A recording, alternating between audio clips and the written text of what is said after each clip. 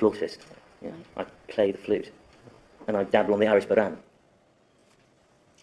And would you like to express any remorse for Mr. Tickell's death? What would you like to say to his family? I would like to offer them maximum respect, and maximum remorse, and maximum assurance that Mr. Tickell did not die in vain. We're here. How can we make the government and the media inclusive without being intrusive? Yeah, and if we can answer that, at least we can make sure that there are no more Mr. Tickells. I mean that not in the sense of wiping out the Tickell family name. I mean in the sense that nothing like this will ever happen again. Hello, Mr. Pearson. Right. Tab 28 in your bundle there, page 263. A paper that you presented in 2006, The Iconography of Consensus. Would you care to summarise the argument you present there? Sure, yeah, the main... Bearing in mind Lord Golding's desire for plainness and clarity. Right, okay. I hypothesise that... Sorry. I say that the design structure for a parliamentary democracy should be that of the Pompidou Centre. Morally and structurally explicit and open, a porous membrane. Maybe just a little bit plainer, Mr. Pearson? People should know what politicians are doing. Brilliant. Thanks. Government should be porous. Yes. But not leaking. Come on, if someone is determined to leak information, there's nothing that anyone can do about that. So, as Director of Communications, you are unable to prevent sensitive material being communicated to journalists. If someone chokes on a packet of crisps, do you issue an arrest warrant for Gary Lineker? But is it fair to say that you have in fact changed nothing, and government communications carries on exactly as they did before by leaks and whispers? No, it's not fair to say that. In fact, because you disapprove and condemn these practices, are they not more covert and more hidden and more secret than ever before? I think that is also an unreasonable assertion. In spite of your desire to create a political Pompidou Centre, Mr. Pearson, haven't you created the opposite, Centrepoint? I mean, everybody sees it looming over them, but nobody has the faintest idea what happens in there. I think there's some kind of club on the top floor. So, Mr. Pearson, have you identified the source of the leak of Mr. Tickell's records? No. Have you ever leaked yourself? No. I was over that pre-Britpop. Do you have any idea where the leak might have come from? Well, if this was CSI Miami, I guess we'd be looking for the person who'd have most to gain from the leak being made public. Well, despite your shirt, this isn't CSI Miami. Who do you think would benefit most from the leak? Well, I guess I'd be sending David Caruso knocking on the door of Mr. Malcolm Tucker. Can I ask you, how would you describe yourself? I'm a media strategist. So you would be Stuart Pearson's opposite number? Well, I'd be Stuart Pearson's opposite in every possible way, I think. You have a lot of control and power over your party, don't you? I wish, yes. No, I think that's been overstated. So this reputation you have as an enforcer, that's completely misrepresenting you, is it? Is baloney. Politicians who have to do things that they don't want to do, such as resign, because they've been caught with their fingers in the till, or with their knickers up a flagpole or whatever. Sometimes it's very convenient for them to have a bogeyman.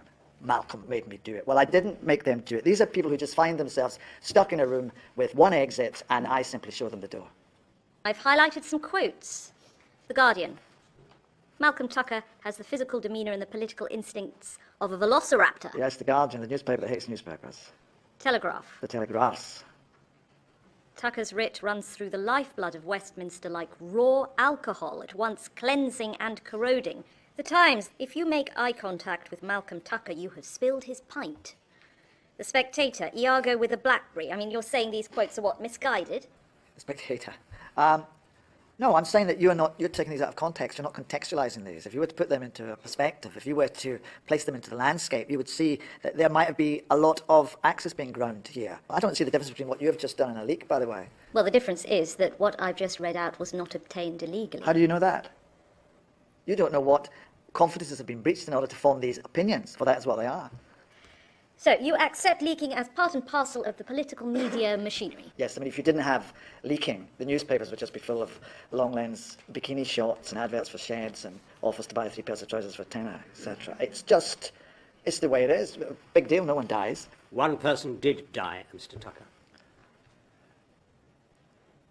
Would you tell us how it works? You do me a favour, I do you a favour, yeah? And what might you expect in return? Anything. What? Well, a Kit Kat you might get. I've had a Kit Kat, I've had a big meal. I mean, could you give us an example of what you mean? Well, yes.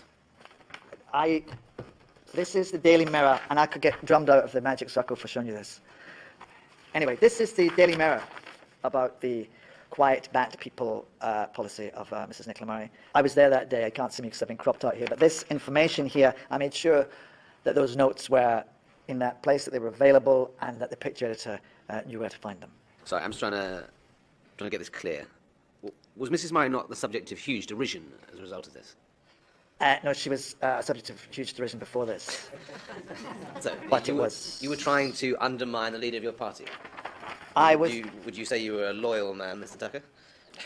I'm loyal, yes. I'm loyal to my party. And I feel that Mrs. Murray's policies were turning the party into, I don't know if you've seen those calendars that have got pictures of dogs and they're dressed up and they've got little dresses and hats on. She was turning my party into that. She was humiliating my party. So I thought it was absolutely vital to focus the public's attention onto that. And yet you maintain that you had great, I don't know, what, respect for Mrs. Murray as a person. Yes, she was a great laugh occasionally, great dancer. She's got terrific hair. She did a good job at DOSAC, a much better job than her successor, who, let's not forget, was playing on a slide when the news of Mr. Tickle's Thank you. death came Mr. in. Tucker, well versed in the events surrounding the death of Mr. Tickell. Now tell me, the PFI email that led to the resignation of Nicola Murray, did you engineer that? Mr. No, Tucker? no. No, I didn't. And the leaking of Mr. Tickell's health records, do I detect your hand in that, for instance? No. Look, politics is a war, and politicians, sometimes they lose ideological limbs, right? They get media shrapnel right in the face. Sometimes they get a bullet right in the brain. Civilians, no. There's no way that I would ever attack a civilian, a real person, and especially not somebody with a history of mental illness, because that sort of thing makes me queasy. So you're ethical leaker, if you will. I use leaking to show up corruption, to show up hypocrisy, to show up idiocy, and also the fourth horseman of the political apocalypse, duplicity. For instance, Fergus Williams. He's coming up next, right? Mm-hmm. This is a guy, he's a member of the junior party in this coalition, right? This guy has already opened a private channel to Dan Miller, the leader of the opposition, in order to talk about possibly setting up a coalition with him, because he knows very well that this coalition government that he is lumbered with is being torn to pieces like a breadstick at a picnic. Mr. Tucker, you have just used this inquiry to commit a leak in front of us. I've not committed a leak. Everybody in Westminster knows that these talks have taken place. Everyone. You're supposed to be investigating this. You're supposed to be discovering this stuff. Now, you cannot not know what I or anyone else tell you, right? You can't not know that. You cannot not know what you now know. Mr. Tucker, are you familiar with the rules of association football? Well, I understand that if you're going to have an affair, you better take precautions like getting a super injunction. I ask you because this is me giving you a yellow card. You're not to use this inquiry to score political points. Sorry, I apologise. Did you see Mr. Malcolm Tucker's evidence earlier? Yeah, I saw it out of the corner of my eye. Would you like me to read what he said about you? No, that's fine. That was the bit that I saw. Embarrassing, I imagine. No, not at all. It was almost flattering to get tuckered. It's a rite of passage in politics. It happens to all of us. It's like when you're in a Russian jail, you get your face tattooed. Mr. Tucker mentioned meetings between you and the leader of the opposition. Did these take place? They did, yes. Myself and Adam were part of a team who had very general, non-committal discussions with, amongst others, Mr. Miller. And you discussed a potential future coalition with his party and the removal of your own party leader, is that correct? Sorry, could I possibly answer that question with another question? Oh, not that question, I'm just asking, but a further question. Go on. You do realise that you're being spun here, you do see that?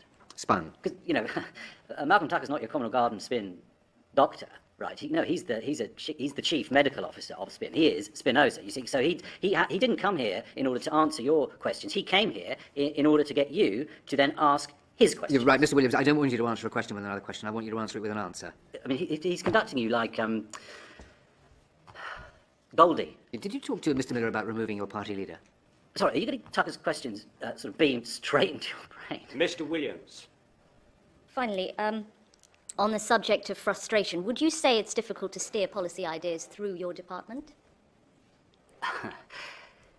Yes, there are blockages. There is one person in particular, and, well, I don't want to identify her, or him, if she was a man, but this particular person is rather inept and has hampered a lot of our initiatives, and she or him is very difficult to remove. And so they are a stubborn blockage, shall we say, like hair and soap in a plug hole with skin flakes. Thank you, Mr. Williams. That's fine. Sorry, can I just say? We are very pressed for time. Yeah, I'm but afraid. I really didn't want the last thing that I said. I'm sorry. To be skin flakes. Thank you. When did you first become aware of Mr. Tickell? When he became the only key worker to refuse our offer of alternative accommodation, then he sort of dropped off my radar. The next thing I knew, he was sewing badges on his tent and shouting abuse through a loud hailer. Did you ever feel yourself to be culpable in any way for his homelessness? Look, he was homeless, only in the sense that he had no home. A housing association flat was found, which he declined. The policy didn't make him homeless. The policy of selling off the block of flats where he lived. He made a positive decision to be homeless. It's the difference between being punched in the face and punching yourself in the face. And why do you think, to use your phrase, he punched himself in the face? Why? Well, because he was mentally, because he had mental issues. The email leaked to The Guardian, which you'll find on pages 276 to 277 in the evidence. One of your advisors describes Mr. Tickell as fucking Florence Nightingale. Do you not feel that's a little callous? This is rough and tumble office banter, schoolboy showers stuff, and schoolgirl showers. Not literally. Are you familiar with the phrase data smuggling? Data. Passing on data from a closed system to an unauthorized source in exchange for money. Oh yes, I said. Well, it seems everyone's at it. Are you at it, Mr. Mannion? No, I'm not very good with technology. The paper-made pen is still cutting-edge technology, as far as I'm concerned. It writes upside down. You know. You've told the inquiry that you didn't feel at all guilty over Mr. Tickell's death. Well, I felt bad, but not guilty. I didn't kill him. I've never killed anyone. Oh, no, I mean, noted, but I mean, you think it could have made a difference if you had been contactable that day? Why? He wasn't trying to call me. I mean, I'm not the Samaritans. In fact, apparently, tonally, I have a very depressing voice. Mr. Mannion, do you know Mr. Alastair Layton, a senior executive at the Times? Yes. Did you ring Mr. Layton on the 25th of April to tell him that Mr. Tickell's medical records had been unlawfully obtained and that this might form the basis of an explosive news story? Did I ring him on that day, do you mean? I can't remember. Or did you ring him on any day, telling him? Look, I came into politics to make a difference, to dare to get things done, not to leak things or spin or blag or smuggle, but to serve with honest hard work, to do. And did you do something? Did you contact your friend at the Times? No, I didn't do that. Perhaps we could start by just giving us an idea of what a special advisor does. Well, technically, essentially, we just advise a minister, media strategies, political strategies, that sort of thing. But you're not permanent members of the civil service. No, that they're like the worker ants. We're more like not the Queens. That would be Peter Mannion and to a lesser extent Fergus Williams. We're more like the soldier ants that defend the Queens. Would you like to add anything, Mr. Kenyon? Yes, I'm not sure that the ant analogy helps at all. Mr. Smith, how would you characterise your relationship with Mr. Kenyon? I think when you get two silverbacks like Adam and I in a room, there's always going to be a certain amount of chest beating, but there's a mutual respect. Would you agree, Mr. Kenyon? Yes. What about data smuggling? Is that something that you were aware of? Yeah, I mean, of course, I was aware of it. I think we all were. Yeah. I would say it was endemic. It happens every time. Endemic. Yeah. It's commonplace. Hospitals, anywhere with public information, GPs, passport offices, you name it. They've all been known to slip information for money. Do any of you know of specific individuals who will offer this information trade? No. I don't know. No. Right. So just to clarify, you say that it's endemic. Right. Absolutely. But you don't know anyone who actually does it. No. No. I mean, I could if I needed to. I have a very wide web of contacts. Right, but it's not contacts that you use? No, my position is if you leak, you're weak. If I'm going to come at you, I'm going to come at you head on man. That's how I like it, politically speaking. You yourselves were subject to a leak, weren't you, in The Guardian? How did you feel about the email containing your thoughts about Mr. Tickell's death? It was shameful and it was insensitive. Absolutely. And we would like to apologise for that. I It's agree. dreadful. I mean, their comments were absolutely unforgivable, mortifying. How many Mr. Tickles does it take to change a light bulb? He doesn't have a light bulb, he's in a tent. How do you turn Mr. Tickle into Mr. Happy Lithium? What's the difference between Mr. Tickle and Captain Oates? Captain Oates has a less stupid name. And one I feel that is particularly cruel, Miss Messenger, given Mr. Tickell's mental health issues. The fucker's a nutbag. I'm sorry, that is not okay. Sorry. If I could add a mere culpa here rather than dancing around it, others may choose to attempt to wriggle off the hook of shame, but I cannot deny that my name is on those emails, and yet I do not recognise that man. It is me, and yet it is another, and for that I am truly sorry. This has been a humbling moment in my quest to become the man I know I can be. How did you react to the news of Mr. Tickell's death? Shock. Absolute shock. Fell to pieces. Devastation. Awful. I mean, we couldn't believe it. It was. Can I just refer tragic you to and- Dr. Tara Strachan, who I believe was in your department for a meeting at that time, and she described the atmosphere in the office as an atmosphere of elation, and you, Mr. Smith, were seen to be punching the air. Do you remember doing that? I do not remember to that. Well, if you weren't punching the air, do you remember what you were doing? I cannot say to that. Is it fair to say that information coming in and out of DOSAC is sticky, for want of a better word? Yes, I would certainly agree with that. If I may speak freely at this point, I think Please. the reason for a lot of leaks coming out of DOSAC is that it's very hard to get information out of the official channels. There's a kind of blockage, is there? Exactly that, an information blockage, and it has to find its way out through other routes. No, it is actually Terry Coverley, who is head of press in name only. Good. Yes, it's Terry, Yeah. definitely. I, Teresa Jessica Coverley, do sincerely declare and affirm that the evidence I shall give will be the truth, the whole truth, and nothing but the truth. Please be seated, Mr. Coverley. Thank you very much. Mr. Hodge has some questions. Very good to see you this morning, infamous Terry Coverley. Why are you smiling? I'm not smiling. No, rather, I'm smiling, but it's something I do when I'm nervous. You have a guilty conscience? No, I don't have a guilty conscience, but I do have a guilty face. I do blush a lot, and that's a circulation thing, not a moral thing. Though I do act guilty.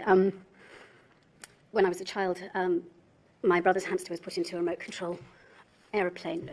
Tragic consequences, and unfortunately, I was blamed for that. Although I had nothing to do with it, it was that I just looked guilty. So I would ask you to bear that in mind. Can you explain to us how communications works in government? Well, I use an analogy. I like to think that dealing with the press is not so much herding cats; it's more herding sheep. And I am the shepherdess, if you like. It's in order to be an efficient shepherdess, one needs a number of things. I mean. Firstly, one needs a whistle. That's my voice. Secondly, one needs a coat, and that's my coat. And thirdly, one needs a dog, and that in my case, is a lady called Robin. How is your relationship with Nicola Murray? Professionally or personally? Professionally. Not good. And personally? Not good. No, I mean, she resented me. She was jealous of me, I think. I mean, a lot of women are. And it's no secret that, well, she's a woman who has issues. Major issues. I felt, but if you want me to be truthful, I felt very sorry for her. And your relationship with Peter Mannion? Oh, yeah, very, very, very good. Yes, both professionally and personally. Although, of course, I draw between the two. But he's a lovely man to work with, to be with, to be close to, and several others have referred to you as a blockage. Perhaps they meant buffer. Because I am a buffer between their heads and things that want to hurt their heads. Who, in your opinion, was responsible for the PFI email being leaked? Well, it's not for me to say, and I don't want to be accused of telling tales before school, but I think it was Malcolm Tucker. Why do you think that? feminine intuition. Feel it in my water. Any reasons beyond your bladder? Malcolm can be very, very tough. I mean, that's no secret. Can you give me an example? Well, he can send very forthright texts. Would you say he was bullying? Well, I can look after myself. I mean, I wasn't bullied at school. I was very popular. But if you were somebody who had been bullied at school, somebody who was weak or not popular, someone like Robin, for example, yes, I think Malcolm Tucker would be very, very intimidating indeed. You're happy to go on record saying Malcolm was a bully? Malcolm is a bully? We'll need a yes or a no. Well, yes then, yes. Mr. Tucker is in next. I can't imagine he'll be very happy about that. No, he won't. No, he won't. Right, well, I think we can leave it there, Mrs. Coverley. Oh, good. Sorry, I mean, thank you. Thank you. Thank you very much. For your lordship. We may need to call you back, as I feel there are some issues that still need clarification. Very good, yes, of course. Thank you for agreeing to return to us at such short notice, Mr. Tucker. It's no problem. It's you only appear in front of the Golden Inquiry twice, once on the way up and once on the way down. Let's hope that's not the case. Glad to see you again, Mr. Tucker. Nice to be here. Did you watch the evidence given by Terry Coverley? Yes, and I found it quite funny without resorting to vulgarity. She was very clear that she regarded you as a bully, something that you denied in your first testimony. How do you respond to that?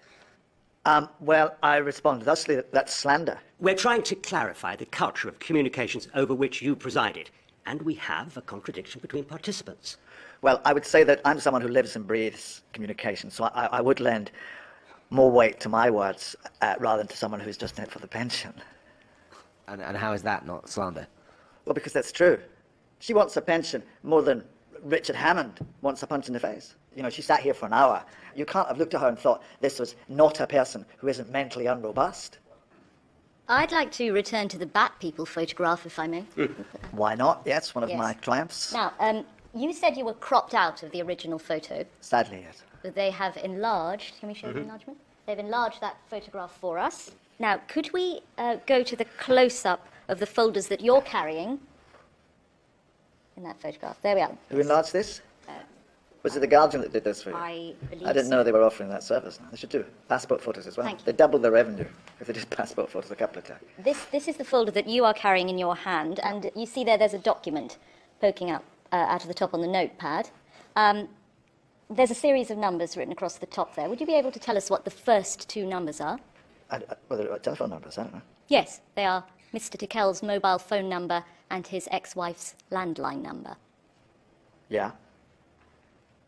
Well, there's nothing untoward about me having those. Well, actually, Mrs. Tickell's phone number was ex-directory. But let's just leave that to one side for a Very moment. wise. The bottom set of numbers, do you have any recollection as to what they might be?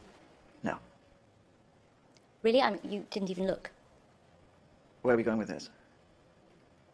They are Mr. Tickell's NHS number and his national insurance number. Mr. Tucker. So why would you have that?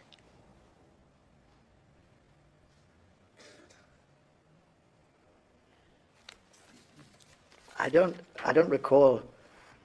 Sorry, can I just clarify that? Are you saying you don't recall having them, or you don't recall how you obtained them? I don't recall having them. But it appears to me that you have been rather careless in this instance, Mr. Tucker. Not at all. Well, no. You were photographed with these papers. You flaunted your ruse to puff yourself up, thereby drawing attention to this photograph which is now implicating you in a rather troubling way. Sorry, I didn't hear a question there. Is there a question here? It was an observation, Mr. Tucker. It's an observation, so what are we? Is this an inquiry or an observatory? It's an optician's. You'd like a question? Here is a question for you. Do you have an explanation for having these numbers?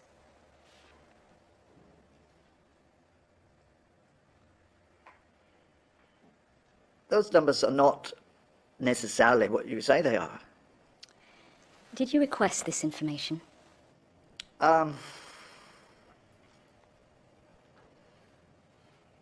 Because, Mr. Tucker, if you didn't request the information, the only other way that it could have come to you would have been if somebody had supplied you with his NHS number, which would, of course, be illegal. Yes. Yes. as would obtaining his health records and releasing them to the press, which you denied all knowledge of earlier, and you would have committed a crime. Well, Mr. Tucker, a very serious crime. Well, as you say, I denied it. Yes. And, do you repeat that denial here? I'm not sure that you know exactly how this all works. Mr. Tucker, are you repeating that denial? Yes, I am. I deny it. I do deny it. Thank you. Of course, you were, until quite recently, leader of the opposition. You led your party for 2 years, yes. 22 months and 9 days. Yes, I was rounding up. How does it feel to lose that position so abruptly and so publicly? Horrible. It feels horrible. I think I felt as I would feel if I were being strangled to death by somebody I trusted. Yes, the press have been unkind to you over much of your recent career, haven't they? Well, when you're a high-profile politician, you expect to be in the public gaze. I would say that there's a certain level of extra scrutiny that is afforded to women in the public gaze. I'm sure you would agree. Well, you were followed around for 6 months by a man dressed as a pork chop. Is that the particular kind of scrutiny that you're saying is reserved for women? No, that was just reserved for me. If we just could turn to tab 16. We have some articles here. There's quite a few, actually. On the top of the second page here, there is an exploded view of your face. Yes, well, they have magnified a picture of my top lip in the hope of finding a moustache, which I do not have. I never have had a moustache, so... If we, if we turn to the fourth page of this tab, frumpy, grumpy and dangerous to know how Nicola Murray went from gold to lead in 6 months. I mean, this was typical of many of the pieces printed about you at the time, about a year ago, wasn't it? Yes, it was. Over 35 major articles. Yes, yeah. I mean, I suppose the point I'd make is that we're sitting here in our ivory inquiry, and out there in the real world there is actual news happening. You know, we've got the Chief Whip's office, during the course of this morning has come under very particular scrutiny. There are funding issues. There's the Justice Minister crisis that's suddenly sort of spiralling out of control. I don't quite know why we're focusing on my moustache. I'm afraid which both I of don't those very recent developments may well be the subject of police investigations, so cannot be discussed in this room. Which shows they've done the job. Done the job? Well, it just seems to me that somebody is engineering this flurry of press reports in order to divert attention from the, shall we say, dramatic revelations of this inquiry. I mean, it just seems like there's another story every 5 minutes. And who would that somebody be? Well, maybe we should ask Taggart. Would you care to make a specific allegations against someone? No, I wouldn't care to, no. On a completely unrelated matter, Malcolm Tucker was pleased to see you go. Is that a fair statement? Yes, I think that would be fair to say, yes. Did he engineer the leaking of the email that led to your resignation? Well, I don't have any solid evidence that he did that. Sounds like somebody else's career has just gone into the shredder. Now, I have asked for all mobile phones to be turned completely off, please. I'm sorry, Mrs. Murray. Yes, it is. Mr. Hodge. Miss Murray, we spoke earlier about your husband's interests in the key worker housing sell-off. Yes, we spoke about his lack of interests, in fact. Yes, well, I've no wish to retread that particular ground. I've no wish to either. I mean, I really do want to make that quite clear. I'm finding this constant reiteration of my husband's innocent position to be wearing in the extreme. Miss Murray, may I remind you that you did ask for this inquiry to be set up? I did not want an inquiry. Well, presumably there was something that you feel that needed to be said, needed to be asked about PFI, about leaking? I think that it's a good idea to have an inquiry every now and then. I just think it livens things up a bit. On that subject, was it Mr. Tucker who persuaded you to call for an inquiry into Mr. Tickell's death? I called for the inquiry after Mr. Tucker had spoken to me. Is there a better party happening elsewhere? I'm sorry, Ms. Murray. In view of events developing outside of this room, some of which may be subject to police investigations, and the consequent need to re-examine the parameters of this inquiry, I think we'll leave it there for the moment, Mrs. Murray. Well, I have actually prepared a very brief statement, which I think will clarify my position. I'm afraid we don't have the time for that. It is very brief. I think it was Gandhi who once said that an honest man is a gift from God. I'm sure and a gift written to... submission will suffice. Thank you so much. I'm now going to adjourn for a short period.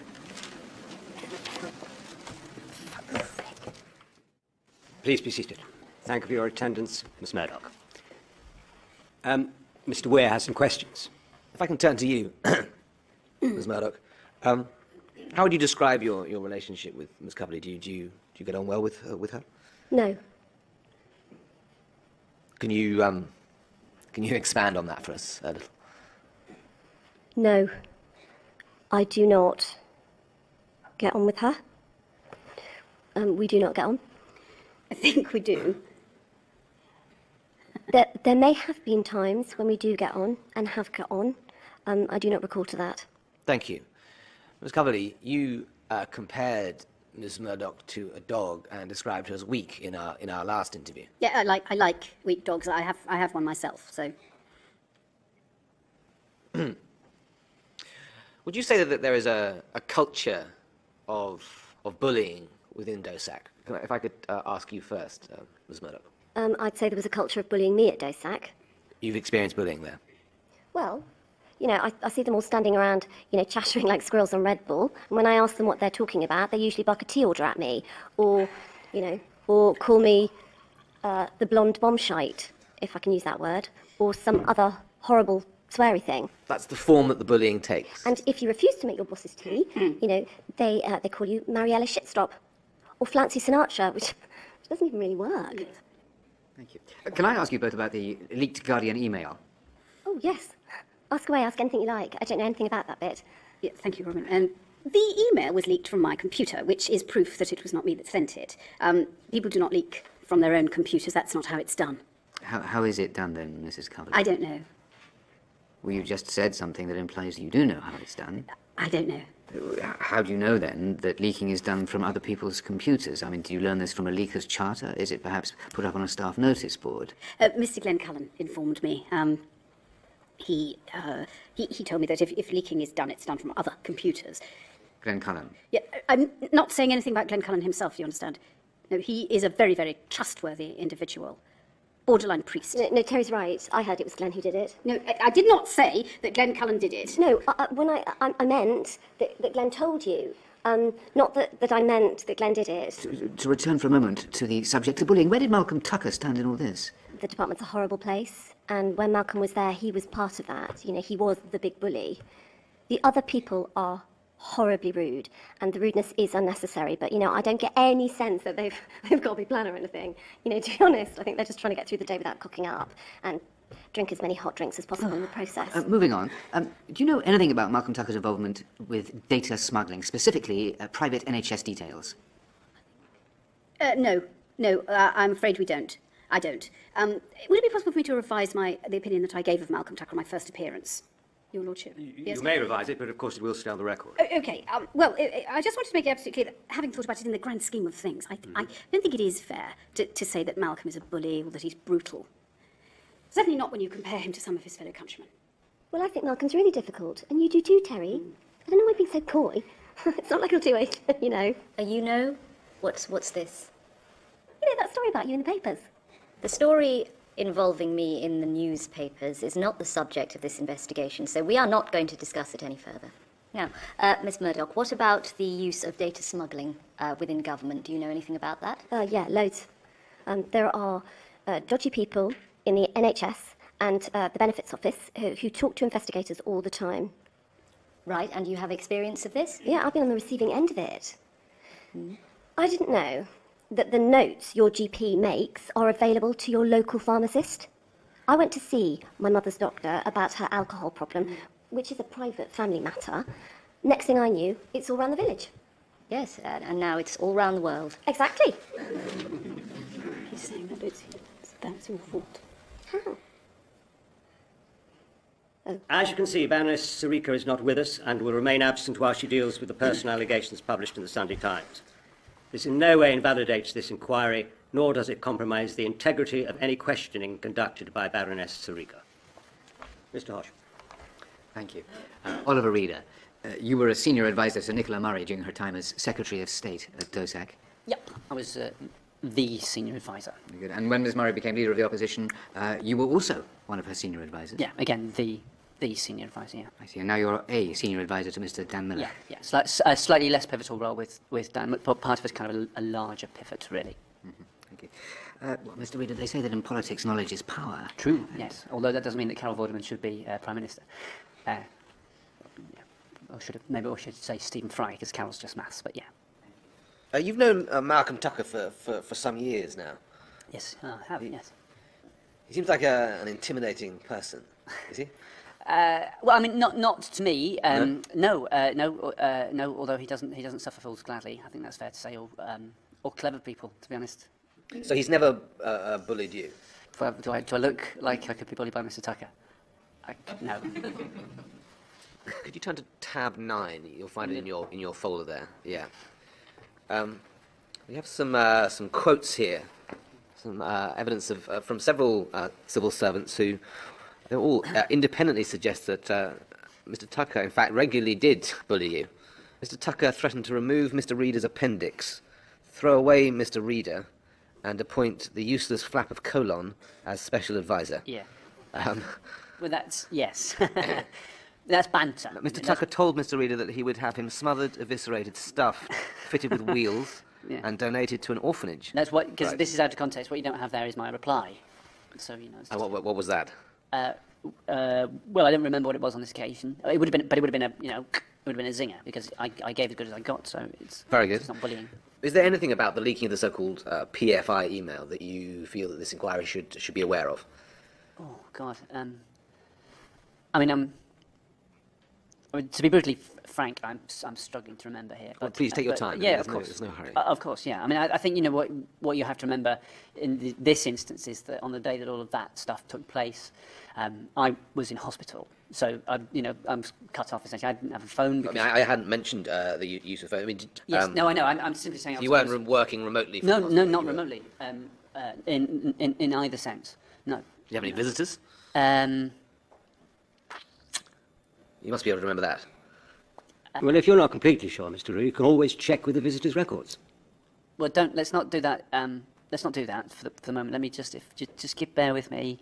But I did, yes. I think I was visited by colleagues from the office. Can you give us a name? Malcolm is the name. Is his name? Malcolm's name. Malcolm Tucker visited me. I'm assuming this wasn't a social visit. What did he want? What did Mr. Tucker want? He wanted to. Okay.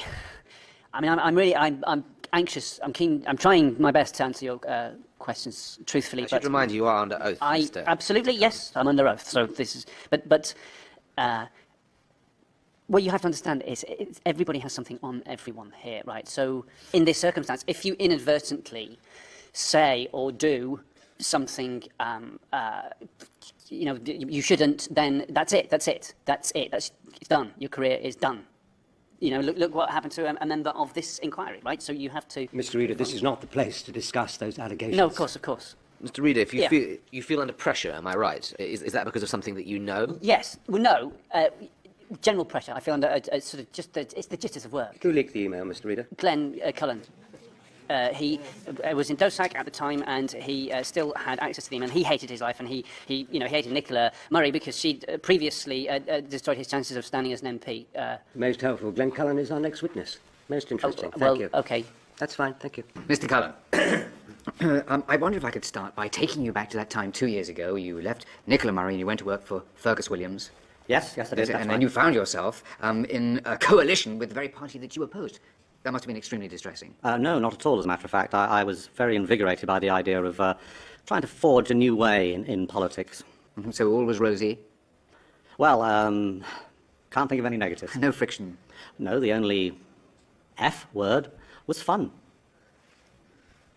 Thank you, Mr. Cullen. Thank you. Mr. Cullen, would you say there's a culture of leaking in the government? Yes, I would. Yes, leaking and lying. To your knowledge, have any of your colleagues lied to this inquiry? Well, I mean, that's a bit like asking, does a cow drink milk? Does it? Probably. What I meant to say was, yes, my colleagues lie constantly. It's a professional necessity. Have you ever leaked, Mr. Cullen? First of all, may I just say, welcome back, Baroness Soreka. Big hugs. I'm sure I speak for everyone here when I say that we're all thinking of you. I'd you have been... rather you swap the ham-fisted flattery for actually answering my question, which was, have you ever leaked? Right. No, it's a very simple question, and it's got a very simple answer. No, I haven't. You'll be aware of Ollie Reader's testimony to the inquiry where he said that you were in fact responsible for the PFI leak. Yes, I am. But which would mean to say I am aware of that. Gosh, you've got to be careful what you say here, haven't you? You most certainly do, Mr. Cullen. Let's hope we're both up to it. Is there any truth at all in Mr. Reader's accusations? Absolutely none whatsoever. He's talking out of his other cheeks, if you... Why would Oliver Reader suggest that you were behind the PFI email leak, then? I've absolutely no idea. It's very difficult for me to get into the mindset of somebody so entirely self-serving and spiritually ugly. I mean, anyone who's been unfortunate enough to have come across Ollie Reader will know that he is a genuinely atrocious person. Do you believe Mr. Reader was trying to cover himself? Well, I do believe he has the emotional tools for the task, yes, certainly. Do you believe that Ollie Reader was behind the leak? No. You see, a leak of this magnitude would require one essential item that Ollie lacks, and that's a spine. He's a man without a spine. He is a man-worm. He's a writhing mollusk without any strategies or convictions. He simply slimes his way into the nearest crack every night, and I would like to put on record that I apologize to this committee for being the man who brought him into the world of politics. Thank you for returning to this inquiry, Mr. Tucker. There's no problem. I had a hair appointment, but I think they can fit me in next week. There's no need to be so flippant about this inquiry. Well, it's just, you keep asking me the same questions. I can't really help it if you don't like the answers. Maybe you could try a little harder in answering. I'm amazed you stayed at the top of politics for quite so long with such apparently poor powers of recall. Well, maybe it's my age. It's good to see you back, by the way. Thank you. Nice to see you too. At your last appearance at this inquiry, you admitted that you have leaked. Is that correct? Well, everyone leaks. Many people who have appeared here in front of you have leaked, but they've just lied about it to you. Mr. Tucker, that's an incredibly serious charge. Do you have any evidence to substantiate Well, you will that forgive me allegation? if I don't do your job for you, because if you can't spot a sprayed-on halo or someone doing what we gov panto-act, maybe you shouldn't be sitting behind that desk. At your last appearance, we asked you very specifically how you came by Mr. Tickell's NHS number and national insurance number, and you could not recall. Have you had any more time to think about it? Yes, I have. And could you tell us any more? No. You've got no recollection at all? No. By the way, you should not be talking to me about this because you've been a victim of leaking, a very unfortunate victim, and I have every sympathy with you. How can you possibly give me a fair hearing when you've been a victim of the very crime that you are accusing me of? You are prejudiced. This entire inquiry, therefore, is prejudiced. I can see what you're doing. It smacks of desperation, and it will not work. Does it? No. Listen, there you go again. See, that's you. You're just rushing to judgment. You are totally discredited here. I am obliged to remind you, Mr. Tucker, that you are under oath, and if you lie to this inquiry, it may result in a criminal prosecution. Sorry, please don't insult my intelligence by acting as if you're all so naive that you don't know how this all works. Everybody in this room has bent the rules to get in here, because you don't get in this room without bending the rules. You don't get to where you are without bending the rules. That's the way it is. Mr. Tucker, I am going to give you one more chance to respond to my question. How did you acquire Mr. Tickell's NHS number and his national insurance number? Who said I acquired it? A photograph. No, the photograph shows me holding it. Doesn't show me acquiring it. You'd have to ask the person that gave me the folder. Who gave you the folder? I don't remember. You are being deliberately evasive.